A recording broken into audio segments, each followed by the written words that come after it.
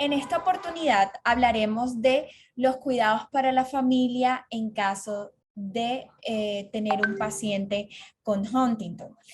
Nos acompañan en esta sesión eh, las enfermeras Ivonne Brito Jiménez.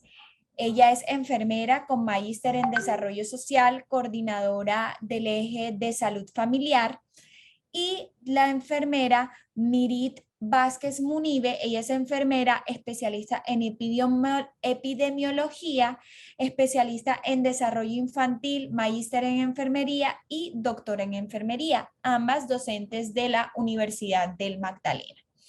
Bueno, profesora Mirit, cuéntenos, ¿cuáles son esos cambios que necesita hacer una familia cuando tienen a su cargo un paciente con la enfermedad de Huntington?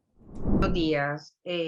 Antes de hablar específicamente sobre el abordaje que debe hacer la familia o cómo debe ser la percepción de la familia ante el proceso con pacientes con enfermedad de Huntington, es importante recordar que la familia es la célula de la sociedad y que desde aquí tenemos que analizar cuál es el rol de la familia y de las personas que conforman esas familias para hacer ese apoyo emocional, psicológico y, ¿por qué no?, físico en cuanto a situaciones propias de la persona.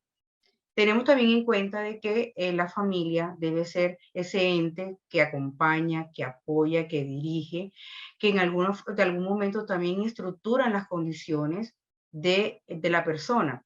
Aquí aprendemos valores, culturas, aprendemos inclusive a ir transformando nuestra personalidad y dando una idea general de lo que es la vida como tal. Cuando hablamos de la enfermedad de Huntington, tenemos claridad de que la enfermedad genera muchos factores y signos y síntomas, y que de algunas de esas mismas condiciones se generan también ese acompañamiento y ese abordaje. ¿Cómo así?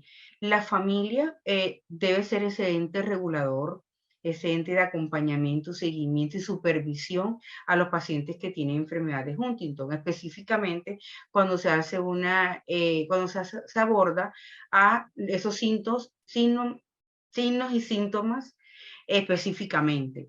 Entonces, entendemos que la enfermedad tiene sus características propias y que esos síntomas dependen de persona a persona. Tenemos claridad de cómo es la fisiopatología de la enfermedad, pero depende de la persona o depende del individuo las características propias de ella. En ese transcurso de la enfermedad, la familia debe tener claro conocimiento de la enfermedad, cuáles son los signos, cuáles son los síntomas, para poder entender y ayudar a esa persona que se encuentra padeciendo esta enfermedad. En cuanto a esas condiciones, y una de las características y una de las tareas que más se recomiendan a las familias es poder entender la enfermedad y ayudar al paciente a adaptarse a esta condición, a aprender y desaprender si ya está estipulado alguna de las acciones. Y la familia debe participar directamente en las terapias que se realice al paciente con enfermedad de Huntington. Otro de los elementos que debe tener en cuenta también la familia es que esta enfermedad puede intervenir en esa interacción social, en los problemas inclusive de la comunicación. ¿Cómo o qué estrategia se puede orientar a estas familias? Inicialmente debe orientarse la familia para que le haga seguimiento a el familiar y le enseñe en ese proceso de la comunicación. Estrategias como enseñarle a hablar, a decir algunas palabras en particular y decirlas de manera lenta y que de alguna forma exagere el momento de expresarlas. Pueden ser oraciones o pueden ser párrafos. Y la idea es que, por ejemplo, si se va a decir una palabra, mamá, la forma sea mamá, para que gesticule y ayude al proceso de la fonación. También cuando ya es un párrafo, es decir, el perro va caminando por la calle, debe enseñarse a ese paciente a que debe mencionar las palabras o el párrafo o lo que quiera decir lentamente. Y de esa forma también se ahonde un poco con esas condiciones que el paciente, la forma como lo va a expresar. Debe respirar profundo antes de expresar la palabra, analizarlo y parafrasear el pensamiento. Por eso es importante articular todos los procesos y que la familia no lo vea como un problema, que lo vea como una oportunidad para aprender sobre el manejo de la enfermedad y oriente a su paciente y a su familiar. También es importante orientar un poco cuando se vaya a preguntar algo, debe preguntarse con palabras o una pregunta cerrada, donde generalmente la respuesta sea un sí o un no. Y que seguramente también se deben reducir las distracciones, porque esto es una terapia y esto es de acompañamiento, de persistencia y constancia para que el paciente pues adquiera sus habilidades y si no las tiene, las aprenda. Y que de alguna manera entonces cuando vayan a expresar estas palabras o se vaya a hacer preguntas, se le haga una sola vez, se les dé el tiempo pausadamente para que lo sepan decir, para que analicen la pregunta y den una respuesta concisa a esa pregunta. Y poder evitar entonces hacer tantas preguntas que saturen al paciente o preguntas abiertas donde de alguna forma tenga que justificar y ampliar un concepto, porque difícilmente lo puede lograr. Pero con la constancia y el acompañamiento y el estímulo que desde su familia y su núcleo familiar le ofrezca, posiblemente este paciente pueda avanzar. También se presentan problemas del aprendizaje, muy relacionado con lo que acabamos de hablar, lo que es la comunicación y que la falta, las dificultades o las limitantes en el proceso del aprendizaje también se van a presentar seguramente en este tipo de pacientes. ¿Qué hay que hacer? Fortalecer, favorecer los nuevos aprendizajes y debe fortalecer la memoria. ¿Cómo podemos organizar esa parte de la memoria? Hay que dividir si se organiza un plan de trabajo, se organizan y se dan las instrucciones sencillas, específicas, para que este paciente tenga claridad de lo que va a hacer. Se puede organizar una lista de chequeo, inclusive el mismo familiar puede ir haciendo ese seguimiento para mirar cuáles son esas actividades, cuáles son esas estrategias que debe aprender este paciente y lo vaya logrando poco a poco. No hay que apresurarlo con el tiempo. Pueden que entre uno y otro paciente, puede que el tiempo varíe. Esta enfermedad es muy dinámica y es diferente en todos los pacientes. Entonces hay que darle su tiempo para que ellos puedan ir adaptando y adquiriendo las habilidades. Aparte de eso, apoyarlo con las habilidades para la vida. ¿Qué hacer? ¿Cómo actuar ante la sociedad? Esto es importante y esto es de casa, esto es de familia y ahí es donde hay que fortalecer mucho más estas condiciones de salud.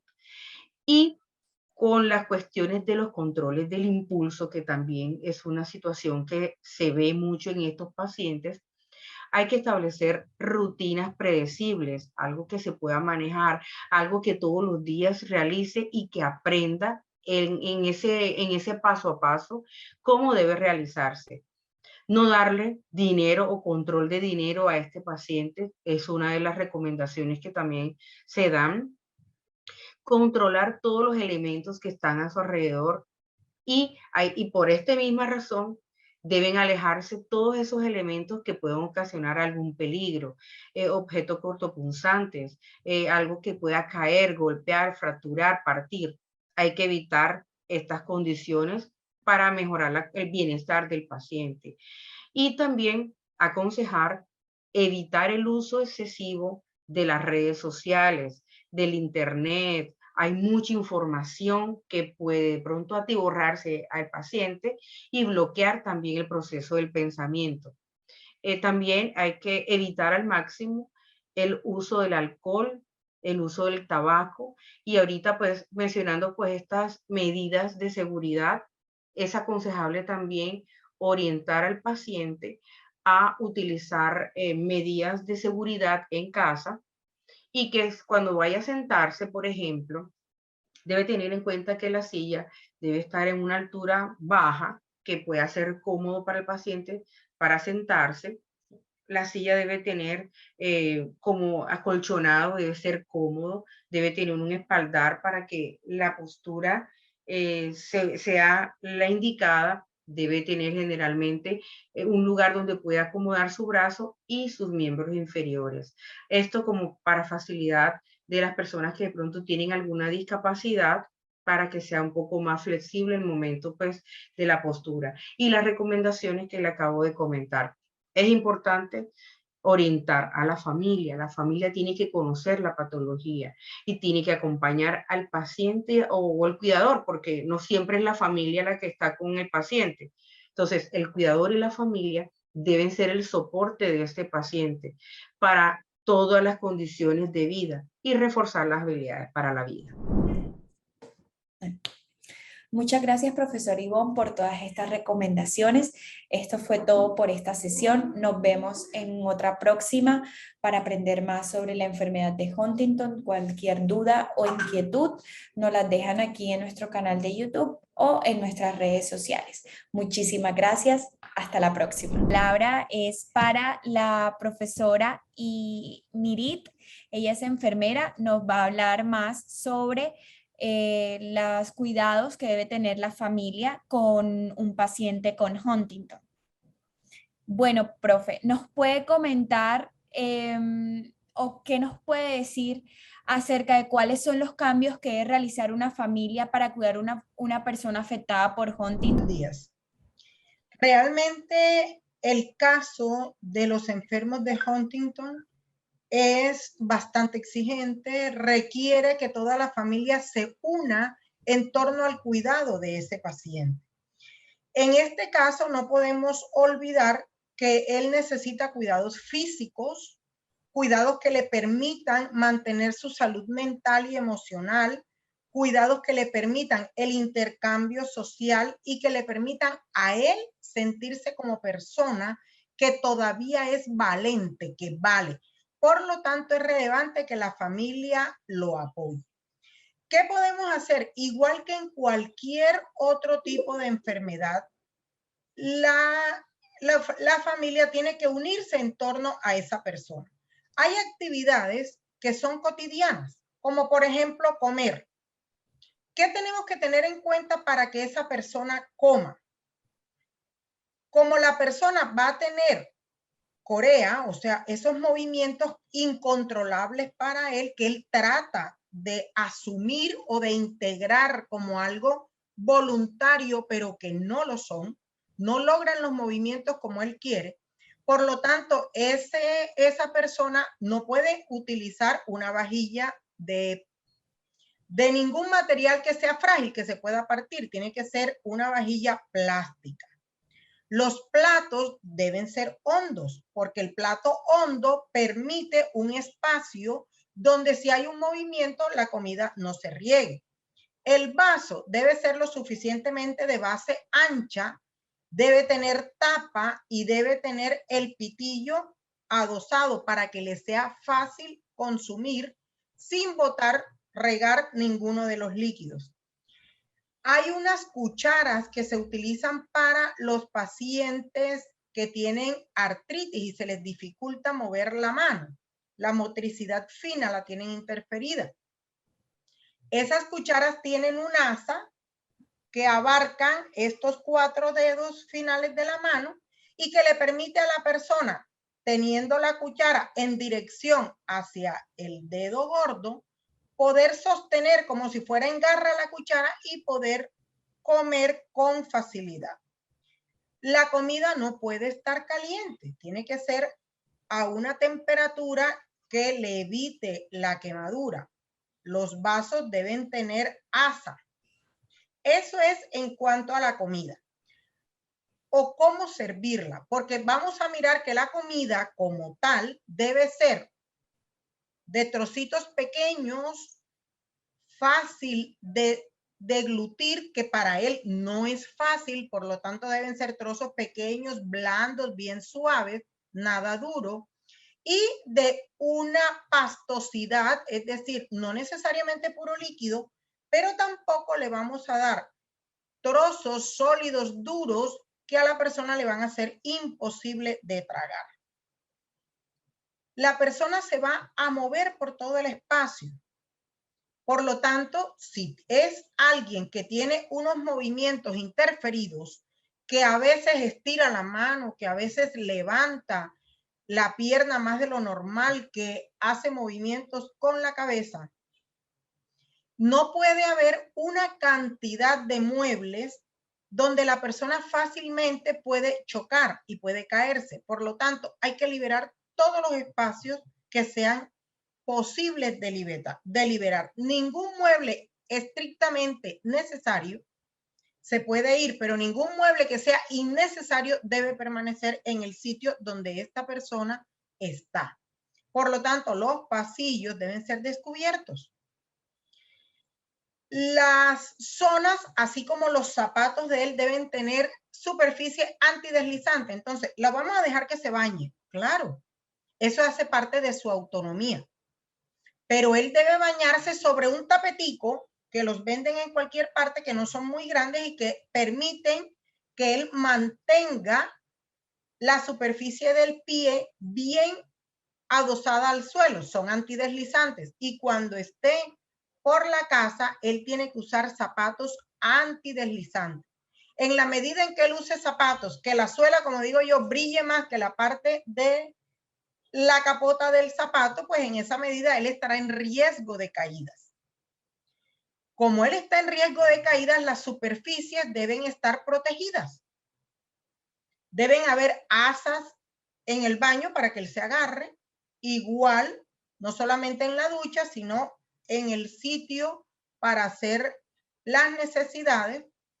Cualquiera de los muebles que sean de madera no tienen por qué tener puntas, tienen que ser completamente romas, es decir, curvas. Las esquinas de la casa deben estar cubiertas o deben en lo posible también ser curvas, pero si no, deben estar cubiertas con un protector. Además de eso, ya dijimos todo lo de la comida. La persona debe acostarse o tener su sitio para pernoctar y para dormir, evitando que una sacudida lo vaya a hacer salir de la cama. Eso puede hacerse si le ponemos barandas, pero las barandas deben estar lo suficientemente recubiertas para que él no se haga daño. ¿Y qué es mejor si no podemos recurrir a las barandas? Ponerle mejor el colchón en el suelo. Con el colchón en el suelo, él si salta va a caer en el suelo inmediato y realmente un peligro de hacerse un daño no lo va a tener. Va a haber un golpe, pero no va a ser un golpe que le va a hacer un gran daño. Sencillamente, él va a conservar su autonomía, él se va a sentir que puede todavía controlar su vida y nosotros estamos seguros porque está en el suelo. No necesitamos una cama alta. Con las barandas se puede utilizar la cama alta, pero eso da un mensaje de dependencia hacia lo que es la mentalidad de esa persona. Ahora, la cama debe estar en un sitio donde alrededor esté vacío, cosa que si él se cae, no se golpee con nada que tenga cerca a la cama. La ropa de cama que se utilice, pues debe ser una ropa fácil de manejar, no puede ser tan gruesa porque la persona se puede enredar, le puede ocurrir lo mismo que a los niños. Entonces, la ropa debe ser sencilla, de fácil manejo. Esto es de mobiliario, de movilidad, pero hay que mirar otra cosa. Esta persona afectada de Huntington tiene unos problemas de comunicación que nosotros tenemos que ayudar a mejorar. Y para eso tenemos que hablar con lentitud. Cuando le preguntemos algo debe ser puntual. Cuando le digamos algo debe ser de fácil entendimiento y articulado de manera lenta. cuenta. Todo lo que le digamos debe ser con frases cortas. Si la persona no alcanza a comprenderlas, podemos escribir. Como digo, todo lo que se le pregunte debe tener una respuesta puntual. Y debemos crear rutinas. Si nosotros creamos rutina, la persona alcanza a darse cuenta que a las 2 de la tarde me toca tomarme esta pastilla, que a las 3 de la tarde tengo que ir a la terapia, que a las 4 de la tarde tengo una agenda que se repite y que le permite a él armar un horario y sentirse completamente independiente. Eso no únicamente le da el mensaje de que él puede, sino que le ayuda a pensar que su memoria realmente está en las condiciones en que él requiere para ser una persona valente. Ahora, estas personas tienden a tener ideas repetitivas. Esto no es para decir, no te preocupes, eso no es nada. No. Sencillamente, si uno no lo puede manejar, porque a veces dentro de la familia, a la persona que está al lado viviendo la situación como cuidador, de pronto se desespera, de pronto no tiene la mejor actitud, hay que buscar a alguien externo, alguien del equipo de salud. Cuando estas situaciones las maneja alguien externo, estas situaciones tienden a tener una forma de resolución o de manejo mucho más fácil, porque la persona afectada siente que la están ayudando, es alguien profesional, no lo están juzgando y nadie le está dando el mensaje de que están cansados de atenderlo. Para atender este tipo de pacientes siempre tenemos que recurrir a todo el equipo. Por lo tanto, este equipo debe tener indudablemente médico, indudablemente enfermera, pero debe tener fisioterapeuta, debe tener terapista ocupacional, debe tener psicólogo, debe tener terapista del lenguaje. Un neurólogo es importante porque ustedes saben que dentro de un tiempo él va a ir en progreso de estos problemas y una de las afecciones mayores es que él no puede con el tiempo deglutir y eso desespera. Eso tiene sus consecuencias físicas, tiene sus consecuencias emocionales. El mensaje de dependencia es terrible. Por lo tanto, toda ayuda de la que podamos echar mano, por favor, no la dejemos de lado. Siempre aprovechémosla, que toda persona tiene su inconveniente, pero para cada inconveniente siempre va a haber una manera, así sea paliativa, de lograr la solución. Gracias. Bueno, muchísimas gracias, Mirit, por tu tiempo, por tu espacio. Entonces nos volveremos a ver en una próxima ocasión. Muchísimas gracias. Siempre a la orden. Gracias por esta oportunidad. Muy amable por tenernos en cuenta y nosotros, como siempre, dispuestos al trabajo con cualquier grupo que lo requiera. Gracias nuevamente.